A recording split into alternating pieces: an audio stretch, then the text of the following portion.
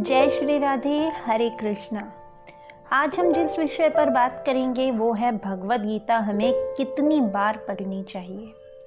ये तो आप जानते हैं भली भांति कि भगवद गीता हमें क्यों पढ़नी चाहिए, लेकिन भगवद गीता कितनी बार पढ़ें, इसका आंसर है निरंतर। जी हाँ, भगवद गीता आपके जीवन का पार्ट बन जाना चाहिए।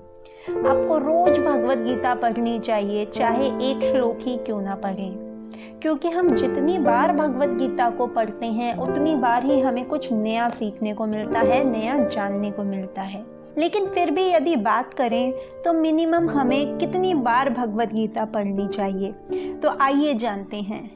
देखो, भगवद गीता को आप अपने जीवन से जोड़ना सीखो। जब आप पहली बार भगवद गीता पढ़ते हैं तो कुछ समझ नहीं आएगा, आपको कुछ पल्ले नहीं पड़ेगा। आप एक अबोध बालक की तरह भगवद गीता को जानने की कोशिश करेंगे, आपको कुछ समझ नहीं आएगा। बस इतना ही समझ में आएगा कौन किसके पिता हैं, किसकी बात हो रही है, कौन किसका भाई है, ये युद्ध चल रहा है, बस इससे ज्यादा आपको कुछ समझ नहीं आने वाला। जब आप दूसरी बार भगवद गीता पढ़ेंगे तो आपके मन में कई सवाल जागेंगे। कौरवों ने ऐसा क्यों किया, पांडवों ने ऐसा क्यों किया, धृतराष्ट्र ने ऐसा क्यों किया, हर एक एक पात्र के बारे में आप सोचोगे कि भीष्म पितामह ने ऐसा क्यों किया। लेकिन जब आप तीसरी बार भगवद गीता को पढ़ोगे तो धीरे धीरे मतलब समझ आने शुरू हो जाएंगे, लेकिन हर एक को वो मतलब अपने तरीके से ही समझ में आएंगे कि हाँ, अर्जुन ने इसलिए युद्ध किया, दुर्योधन का क्या तरीका था। जब चौथी बार हम भगवद गीता को पढ़ेंगे तो हर एक पात्र की भावनाएं जो उससे जुड़ी हुई हैं उसको समझ पाएंगे कि उसके मन में क्या चल रहा है, उसने क्या किया, क्यों किया, कैसे किया, ये समझ में आ जाएगा। लेकिन उसके मन में क्या चल रहा है, अर्जुन के मन में क्या चल रहा है, भीष्म पितामह के मन में क्या चल रहा है, दुर्योधन के मन में क्या चल रहा है, सबकी मनोस्थिति का हम अंदाजा लगा पाएंगे, समझ पाएंगे।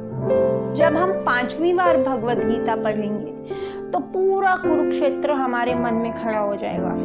पूरा मैप तैयार हो जाता है कि हमारे मन में अलग अलग प्रकार की कल्पनाएं होती हैं। जब हम छठी बार भगवद गीता को पढ़ते हैं तो हमें ऐसा लगता है कि सामने वो ही भगवान है जो मुझे ये बता रहा है। ये कृष्ण और अर्जुन का संवाद नहीं है, ये मेरा और मेरे प्रभु के बीच का संवाद है। मेरे प्रभु मुझे समझा रहे हैं, वो अर्जुन मैं हूं। जब आप सातवीं बार भगवद गीता को पढ़ते हैं तब ये एहसास होता है कि कृष्ण कहीं बाहर नहीं है, वो तो हमारे अंदर हैं और हम उनके अंदर हैं। ये जो भी हो रहा है, ये जर्नी किसकी है, ये जर्नी हमारी नहीं है। खेल रचने वाला भी वही, खेल खेलने वाला भी वही, जीतने वाला भी वही, हारने वाला भी वही, कण कण में वही है। ये सृष्टि सब उसकी रचना है, वही पतन कर रहा है, वही पाल रहा है, वही रचनाएं कर रहा है। इसके बाद जब हम आठवीं बार भगवद गीता पढ़ लेंगे तब हमें गीता का महत्व पता चलेगा कि संसार में भगवद गीता से अलग कुछ है ही नहीं। इस संसार में भगवद गीता ही हमारे मोक्ष का सरल उपाय है। भगवद गीता में मनुष्य के जितने भी प्रश्न उसके मन में उठते हैं, ऐसा कोई प्रश्न नहीं है जिसका उत्तर आपको भगवद गीता में ना मिले।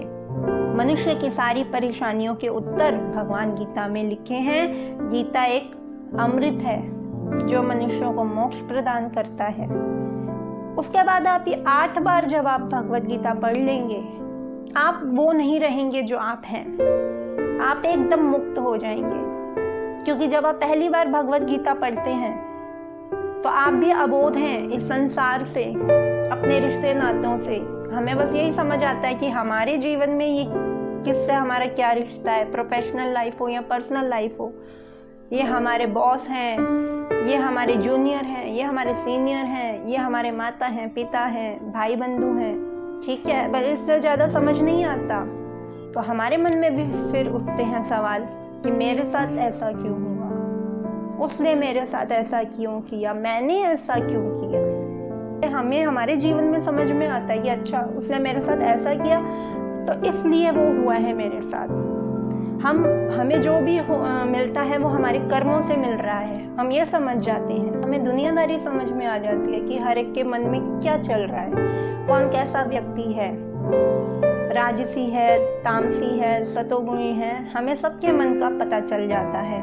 तो भगवान अर्जुन को ही नहीं, भगवान हमें रास्ता दिखाते हैं।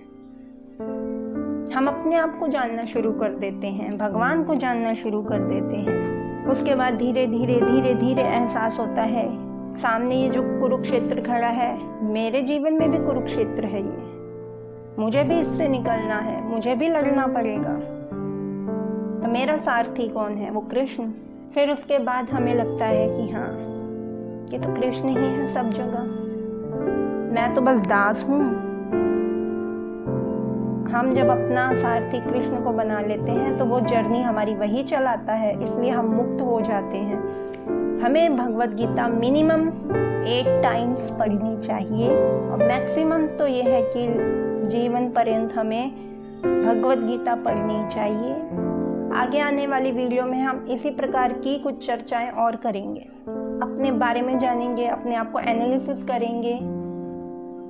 तो मिलते हैं नेक्स्ट वीडियोस में। जय श्री राधे, हरे कृष्णा।